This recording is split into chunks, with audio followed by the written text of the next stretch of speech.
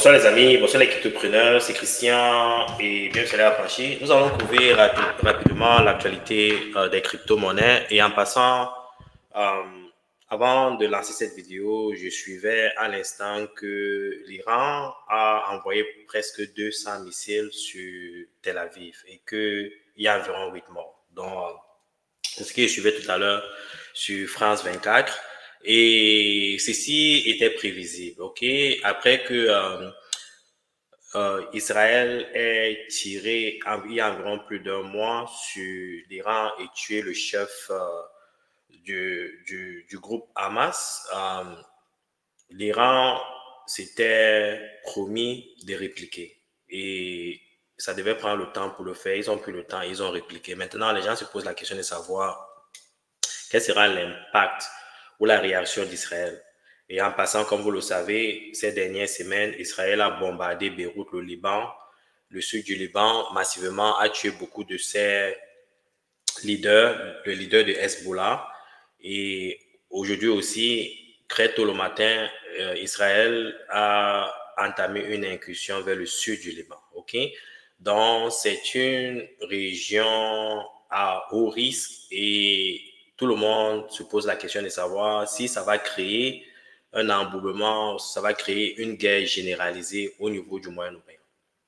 Donc, le marché n'aime pas ces instituts-là. Le marché n'aime pas ces crèves-là. Le plus souvent, la réaction des individus comme vous et moi ou des entreprises sera la même. C'est que tout le monde essaie de se réfugier vers de la liquidité. Au cas où s'il y a des difficultés, vous avez des moyens pour réagir. Donc, les projets, les investissements à haut risque comme les cryptos actifs, le plus souvent sont impactés parce que ce sont des investissements à haut risque.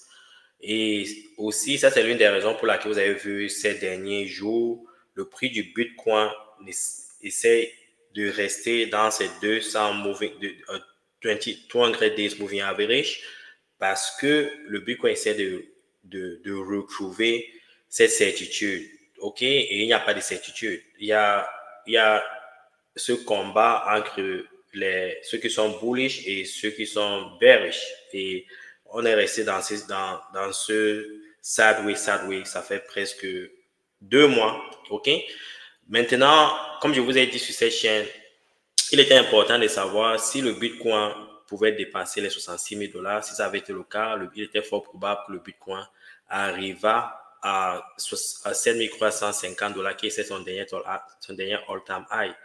Et je vais partager une vidéo rapide de Gareth Soloway, un instant.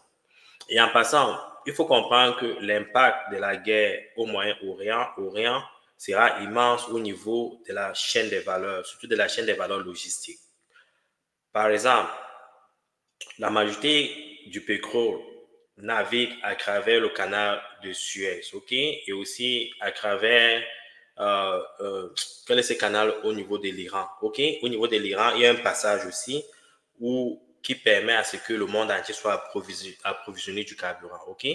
Premièrement, le prix du carburant va augmenter. Deuxièmement, tous les marchandises qui viennent de l'Asie, qui passent par ces canaux-là, vont être difficiles à acheminer. Ça va créer une certaine rareté et ceci n'est pas bon pour l'économie, ceci n'est pas bon pour l'inflation. Ça va pousser davantage l'inflation parce que la rareté des produits va créer une excessive de demande et il n'y aura pas assez d'offres et ça va créer la remontée de l'inflation. Il faut comprendre tous ces espaces géopolitiques sur l'économie. Ce n'est pas juste un facteur, il y a plusieurs facteurs qui dictent le comportement des marchés, le comportement économique. Donc, c'est pour ça que il est primordial et il est même très important pour le gouvernement américain de s'assurer qu'il n'y ait pas de guerre là-bas. Parce qu'il y a les guerres dans ces régions-là, par exemple, si les Arabes se mettent contre Israël, les États-Unis sont obligés de venir défendre Israël parce qu'ils ont un contrat de défendre Israël à tout coup. OK? Non, ce n'est même pas un choix, ils doivent le faire. Donc, ça peut créer une guerre généralisée dans ce secteur-là et ça peut créer une autre guerre mondiale. OK? Donc, ce n'est pas ce qu'on souhaite, mais il faut mettre ça en tête que ce sont des choses qui peuvent arriver parce que ce sont des facteurs que nous, les citoyens lambda, nous ne pouvons pas contrôler. OK? Donc, nous sommes des investisseurs sur les cryptos, mais il y a d'autres facteurs qui peuvent vraiment rendre nuls tous les efforts que nous faisons ici. Je vais de ce pas partager une prédiction de Gareth Soloway par rapport au prix du Bitcoin. Je suis en train de chercher la page. Un instant, les amis, je vais partager la page de Gareth Soloway. J'y arrive. Soloway, j'y vais un instant.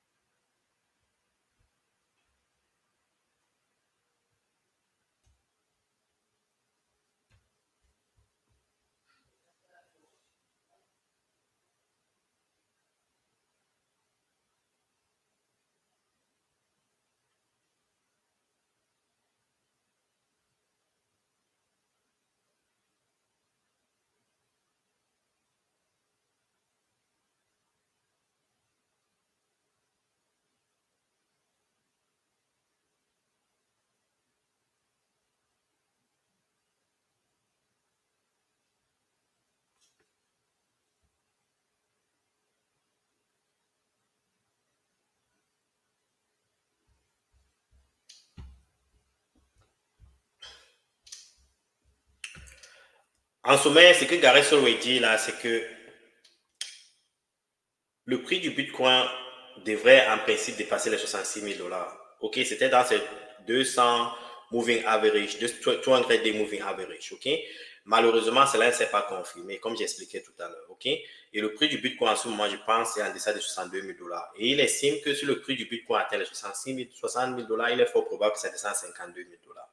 Donc, la tendance vers la baisse est plus probable que la tendance vers la hausse parce que le prix du Bitcoin n'a pas confirmé les 66 000 dollars il y a environ 2 jours. OK? Et les raisons sont, comme je vous l'expliquais tout à l'heure, il y a ces crises géopolitiques que vous réalisez en ce moment entre l'Iran et l'Israël et le Liban et la guerre entre l'Ukraine et la Russie et autres. Il y a trop de tensions à travers le monde et le problème, c'est que ces pays-là sont des pays qui, en quelque sorte, ont une influence au niveau de la chaîne des valeurs mondiales liée à la logistique. OK? La majorité du carburant du monde vient du Moyen-Orient. OK? Donc, comprenez un peu que le carburant, le pétrole, l'essence a beaucoup d'impact sur tout ce qu'on fait, que ce soit la nourriture, les produits vivriers, les commodities et autres. Donc, cet impact est réel et les gens paniquent, les gens se protègent par rapport à ça. Ça, c'est la première des choses. La deuxième des choses, c'est qu'il faut prêter attention par rapport à ce que Jérôme Powell a dit hier. L'économie américaine est vraiment forte. OK? Et les gens avaient espéré qu'avec la faiblesse de l'économie américaine, on devait en quelque sorte réduire drastiquement, couper drastiquement les taux directeurs. Mais Jérôme Powell est sorti hier, il a dit autre chose. OK? Et ça a créé d'autres paniques sur le marché. OK? Je vais partager rapidement en sommet ce que Jérôme Powell a dit hier. Un instant, je vais trouver la page.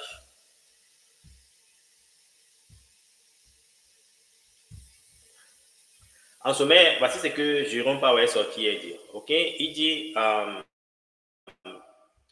je vais naviguer la page rapidement. Il dit que Jérôme Powell indique qu'il y aura des petites coupures au niveau des taux directeurs. OK? Et il explique que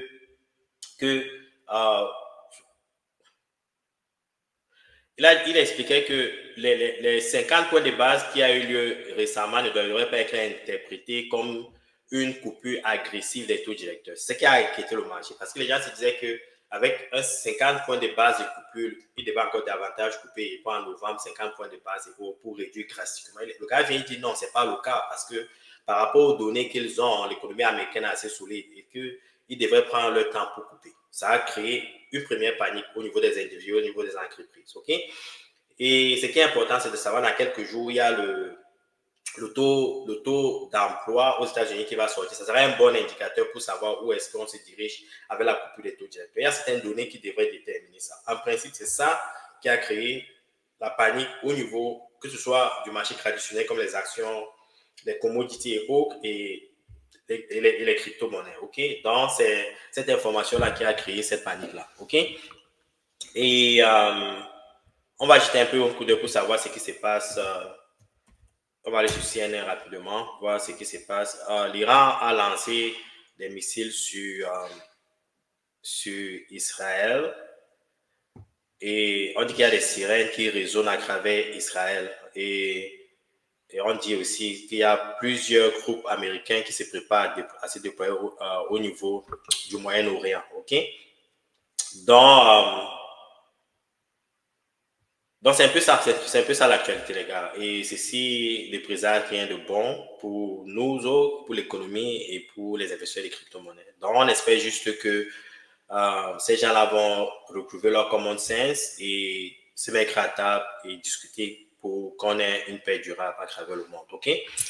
Maintenant, on va couvrir rapidement au niveau. Alors, on peut voir aussi au niveau des prédictions, des taux directeurs pour voir quels sont les sentiments, les prédictions au niveau des coupures des taux directeurs dans les prochains. Je crois que c'est à novembre la prochaine réunion, dans 37 jours environ. Je pense qu'il y a une autre réunion. On va regarder un peu les probabilités. Je vais partager mon écran. Au niveau des probabilités, on va voir qu'est-ce qu'on présage. On estime que le 7 novembre, on estime que la probabilité de descendre que 4,25, 4,50 est de presque 40%, ce qui n'est pas bas. Ce qui n'est pas bas. Nous sommes en ce moment, et la probabilité de descendre que 450 et 475 est 60%. Donc, de 25 points de base, 50 points de base, c'est 40%. OK? On estime que le 18 décembre, il est fort probable qu'on soit entre 400 et 425 points de base, OK?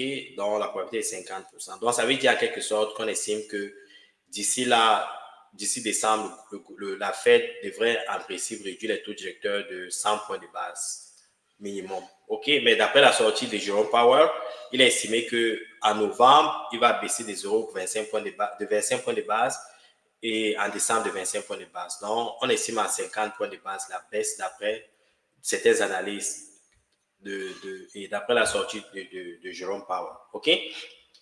Et on va aller rapidement jeter un coup d'œil faire une analyse rapide sur les prix du marché, voir comment le marché se comporte malgré cette crise qui se passe au Moyen-Orient. Je préfère le dark mode. La couleur noire est très belle, les gars. Ouais, le prix du Bitcoin en ce moment est de 61 594 $. Et je pense davantage, ouais, cette chute ici, je pense davantage que on devrait atteindre les 60 000 $ d'ici le week-end. Et si c'est le cas, il est fort probable qu'on descende davantage. OK? À moins qu'il y ait des bonnes nouvelles qui s'annoncent au niveau du Moyen-Orient. Ethereum se va à 2484 $. Ouais, le marché a été impacté ces dernières 24 heures. Ces dernières 24 heures, vous voyez comment le marché, tout est rouge. Et au niveau de la capitalisation totale des cryptos actifs, nous avons perdu presque 150 milliards de dollars en quelques jours. OK, à cause de ces crises-là. Mais la dominance du Bitcoin reste pareil, 54% pour le Bitcoin et 13,2% pour Ethereum. OK? Et on va aussi jeter un coup d'œil, on va aller check quelques actualités. Un instant, je vais aller rapidement sur Cointelegraph. OK? Un instant.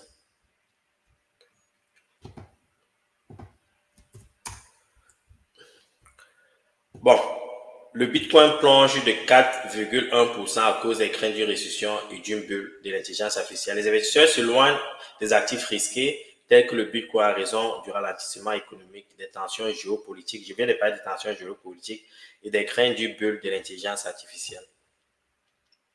le prix du Bitcoin chute.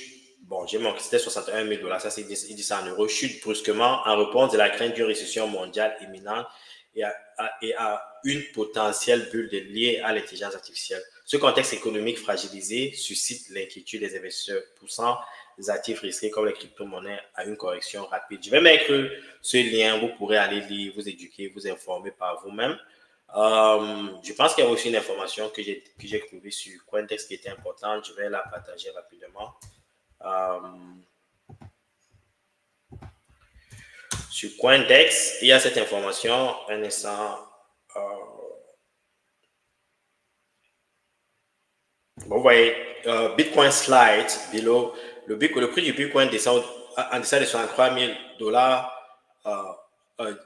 Ce qui a quelque chose, une divergence du prix de l'or, parce que le prix de l'or prend de la valeur depuis ces derniers jours à cause des tensions au Moyen-Orient, ok?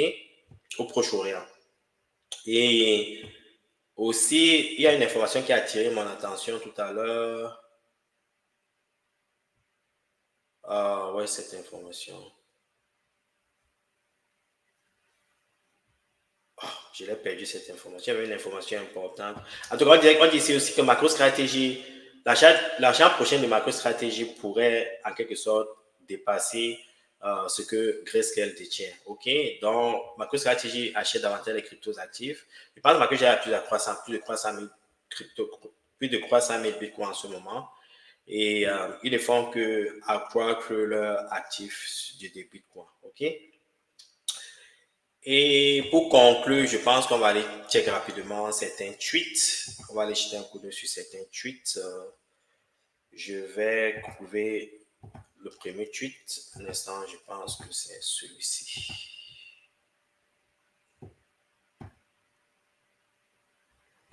Bitcoin Magazine. On va d'abord aller chercher Bitcoin Magazine.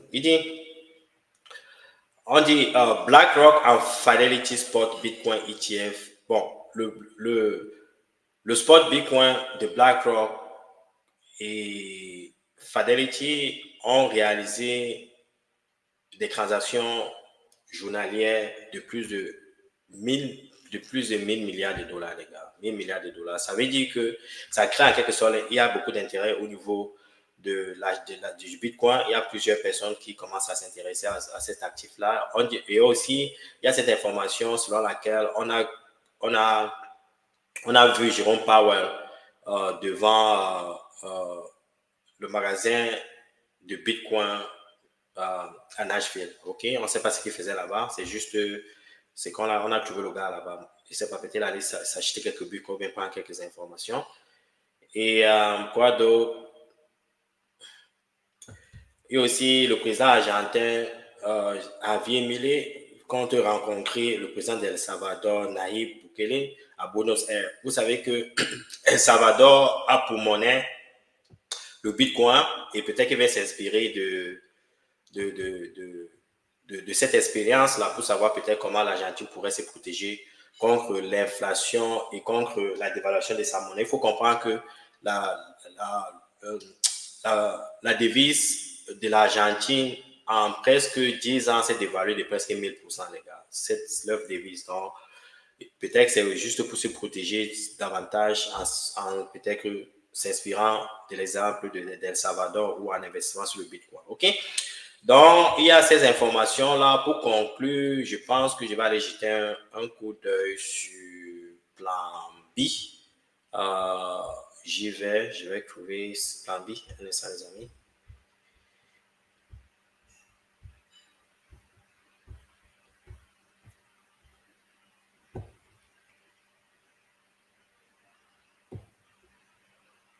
Reg Capital. Bon, on va laisser sur Reg Capital. Je vais conclure avec Reg Capital. Bon, d'après Reg Capital, nous sommes à 45% dans le bull run, OK? Et comme je vous ai expliqué ces derniers temps, nous sommes le cercle orange présage en quelque sorte la période d'accumulation. En 2016, juillet 2016, vous voyez, nous sommes dans cette période d'accumulation et après il y a le bull run, OK? En 2020, nous sommes dans cette période d'accumulation et cette période d'accumulation s'est passée en mai et boum, il y a le bull run. Maintenant, cette période d'accumulation a commencé en avril. Et elle ne fait que persister, OK? On attend juste la prochaine étape est le bourron. Ce qui veut dire, en passant ici, c'est que si vous êtes ici pour le moyen et long terme, vous n'avez pas besoin de vous inquiéter. Quelles que soient les crises géopolitiques, quelles que soient les crises économiques, quelles que soient les crises sociales à travers le monde, il y a ce cycle du Bitcoin qui montre que le Bitcoin va atteindre un nouveau all-time high. Il y aura le bourron. C'est juste une question de temps. Je ne mets pas que cette facteur si vous décourage, ok? C'est surtout pour les traders que j'apporte ces informations-là, ok? Il y aura bourron et le bourron sera parabolique, le bourron sera stratosphérique et nous irons sur Uranus. Et là, il n'y a pas de doute, ok? C'est juste une question de temps. C'est pour ça que je demande de cultiver la patience. C'est tout ce qu'il y a à partager avec vous aujourd'hui, les amis. Si vous avez des questions, vous savez comment me joindre.